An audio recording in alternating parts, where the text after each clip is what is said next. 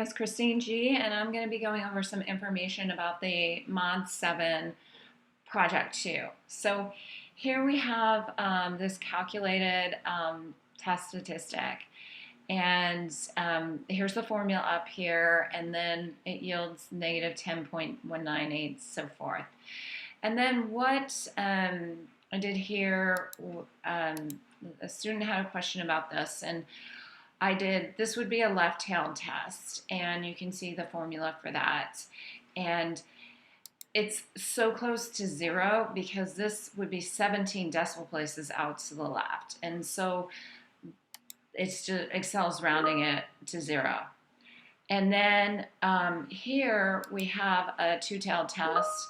Same idea. This was so close to zero. And let's go ahead and take a look at that on the normal distribution. And the population mean is in the center that we are testing. And here, this is zero, so the center, or the population mean, is 0 deviations away from the mean, the population mean. And so if we go out -1, -2, -3, you can see this is going to be so -10 is so far away down here, like way, way, way, way, way down here, that like the amount underneath the curve is like zero. And that's basically what they're saying, is that nothing's left. If we go down this way, 3 standard deviations, well, the empirical rule, let me see if I can change the color, tells us that, okay, how do I make it go back? All right, there we go.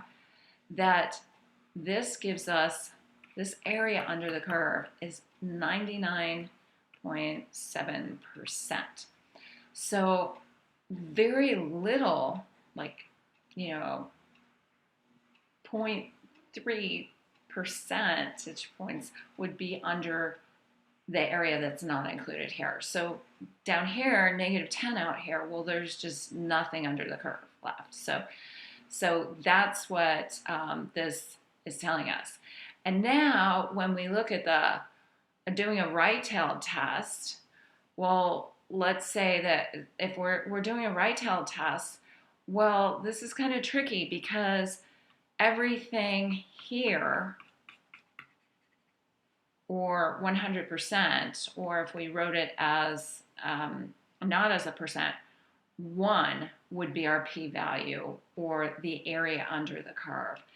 And so when you think about that, it's including the whole area. And what we look at, we look at the test. If this was a left-tailed test, my gosh, this is extremely far away from the mean, the population mean, which would mean that we have evidence to show that we would reject it.